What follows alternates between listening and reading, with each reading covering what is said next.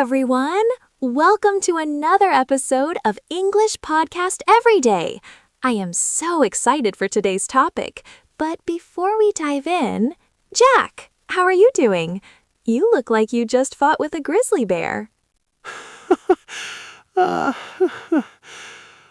grizzly bear? No, Emma, worse.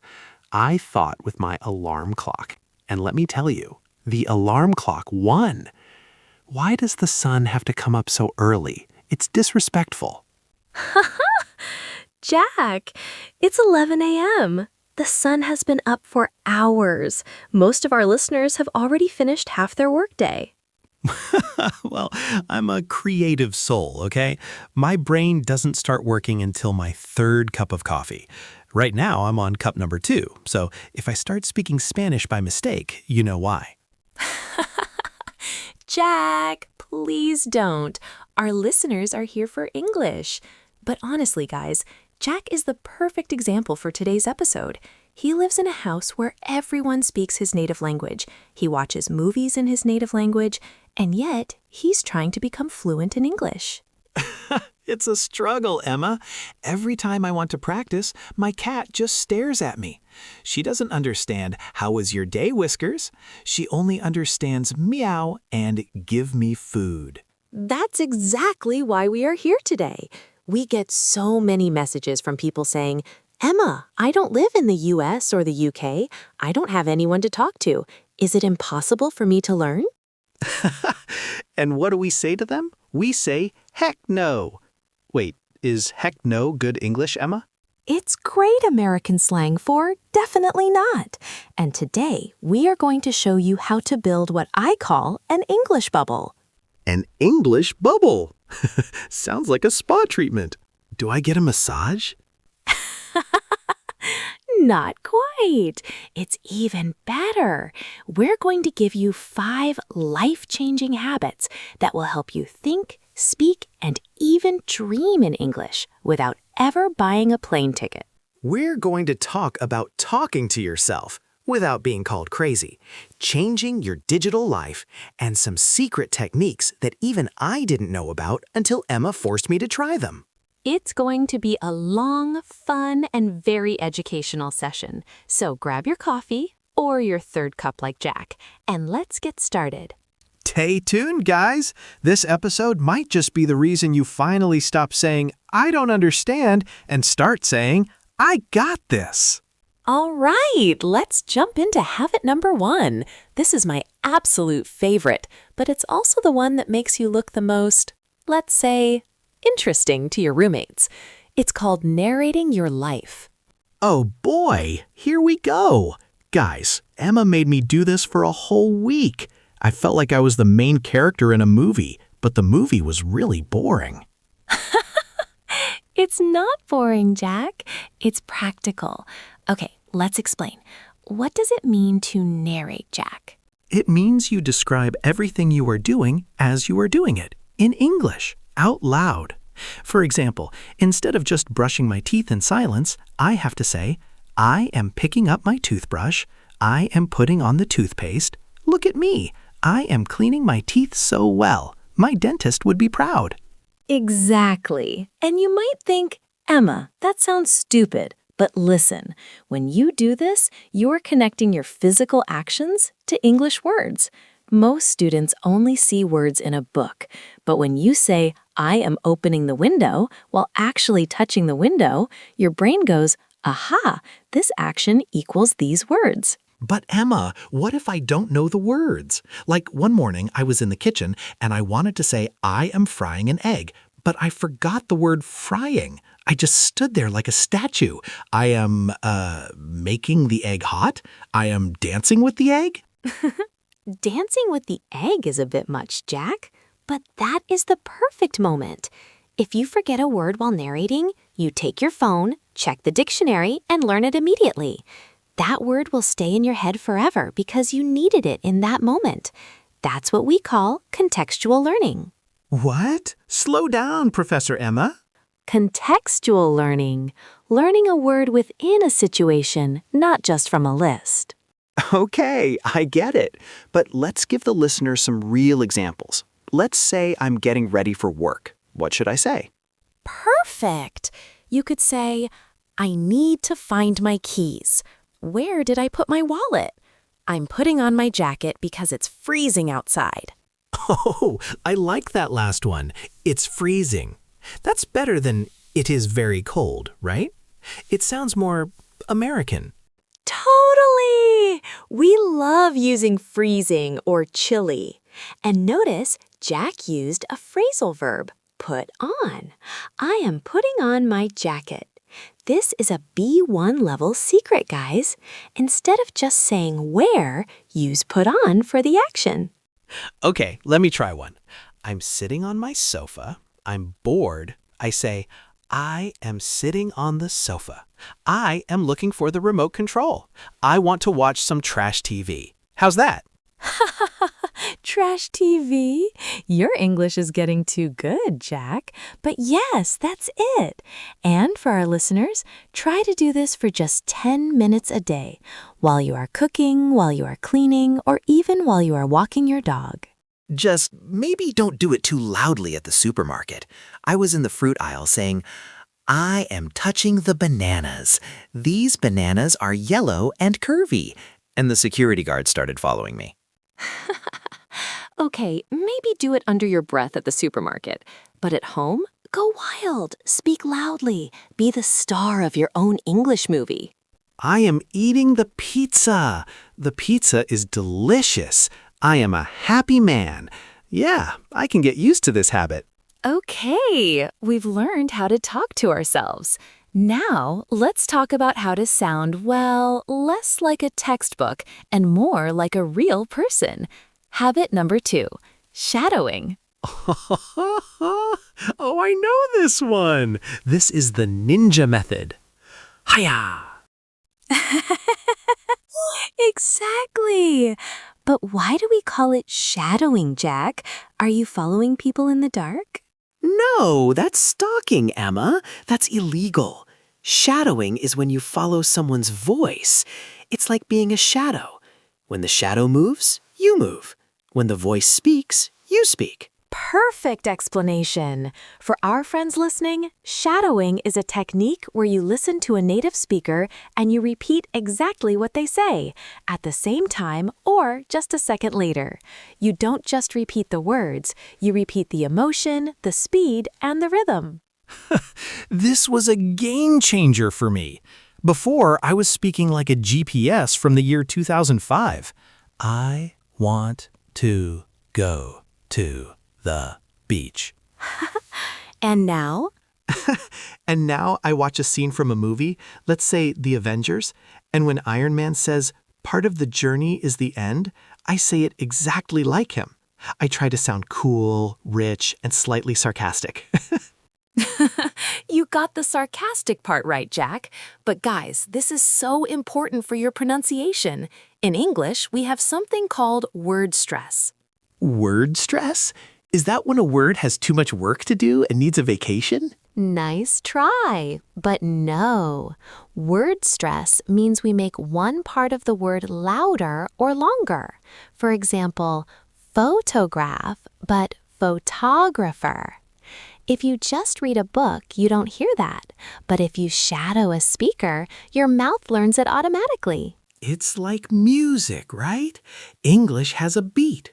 Bada-bum, bada-bum. Exactly. And another thing shadowing helps with is connected speech. Natives don't say, what are you doing? We say, what you doing? What you doing? Hey, I like that. It feels much more relaxed. But Emma, isn't it hard to do this with a whole movie? Oh, don't do it with a whole movie. That's too much. Start small. Pick a 1-minute clip from a YouTube video, a podcast like this one, or a Netflix show. Listen once, then try to shadow it 5 times. I tried doing it with a rap song once. Eminem. And how did that go? I think I broke my tongue. I ended up saying something like, Sumalama Dumalama. Do not start with rap, guys. Start with Emma. She speaks at a human speed. Good advice, Jack. Use someone who speaks clearly. The goal is to train your speech muscles. Your mouth needs to get used to making English sounds. It's like going to the gym, but for your tongue. A tongue gym. 1, 2, 1, 2. Speak better. Get those vowels strong. You are ridiculous. But seriously, guys, if you shadow for 15 minutes a day, in 1 month, people will ask you, "Hey, did you live in New York?" Or they'll ask, why are you talking like Iron Man? Either way, it's a win. Jack. Okay, we are halfway through. Habit number 3 is the easiest to start, but for some people, it's the most terrifying. It's digital immersion. Oh, here we go. The I lost my way in the middle of nowhere story. You make me laugh a lot of times, Jack. Precisely. Digital immersion means changing the language of your world. Your phone, your social media, your laptop, even your microwave if it has a screen. Guys, listen to me. Be careful. Emma told me, Jack, change your phone settings to English. I thought, easy. I'm a tech genius. But then I had to change my privacy settings because I was getting too many notifications. And what happened? I spent 40 minutes looking for the word privacy. I saw security, general, display. I felt like I was trying to hack into the FBI. But you know what? Now I will never forget the word settings. It's burned into my brain. That's the point. You are forcing your brain to survive. We call this high-stakes learning. When you need to understand a word to use your phone, you learn it 10 times faster. Okay, but the GPS story is the best, or the worst. I was driving to my friend's house in a new neighborhood. I turned on the English voice for the GPS. She sounded so polite. In 200 yards, turn right. Yards? That's very American. Exactly. And then she said, at the roundabout, take the 3rd exit. Emma, I had no idea what a roundabout was. I thought it was a fancy British person telling me to turn around in a circle for fun. I missed the exit. I ended up in a different town. A roundabout is just a circular intersection, Jack. But see, now you know exit, turn right, and roundabout. If your GPS was in your native language, you would be on autopilot. You wouldn't be learning. True. And it's not just the GPS. I started following American accounts on Instagram. Instead of looking at memes in my language, I look at memes about life in New York or cooking tips. That's a great tip for our listeners. If you spend 2 hours a day scrolling, we all do it, don't lie. Those 2 hours should be in English. Follow people who talk about your hobbies. If you like gaming, follow English gamers. If you like makeup, follow English beauty vloggers. It's like a free English lesson every time I open my phone. But Emma, what about the captions? Sometimes they talk too fast. Great question. Most social media apps now have auto captions. Turn them on. Reading the words while you hear them is like a superpower for your brain. It's called multimodal learning. Multi what? You and your big words today, Emma. It just means using more than one sense, hearing and seeing. It's like eating pizza while watching a movie about pizza. It's a better experience. Okay, now I'm just hungry. But guys, seriously, change your phone to English right now. If you get lost in your settings, just call Emma. Don't call me. I'm still looking for the Bluetooth button. Don't call me either. Use a dictionary. That's part of the habit. Okay, we are moving to habit number 4. This is the holy grail of language learning. Everyone asks me, Emma, how do I stop translating in my head? Oh man, the inner translator. My translator is a very slow guy. He's like an old man with a huge dictionary. I hear an English sentence, he looks up every word, then he tells me the meaning in my language. And by the time he's finished, the conversation is over. That's exactly what happens to A2 and B1 learners. It's exhausting, Emma. My head hurts after 10 minutes of talking. So how do we fire this old translator guy? You don't fire him immediately. You give him a new job. You start with the labeling technique. Labeling? Like putting stickers on my furniture? Actually, yes, but you can do it in your mind. When you look at the thing you sit on, don't think of your native word. Look at it and say chair. Just chair, no translation. When you see a dog, think dog. I tried this morning. I looked at my breakfast and said, egg, toast, coffee, sadness. Why sadness, Jack? Because I burnt the toast, Emma. But hey, I said burnt toast in my head. No translation. See? That's a win. The next step is small sentences. Don't try to think about philosophy or politics in English yet. Think about your basic needs. I am hungry. I need water. It is sunny today.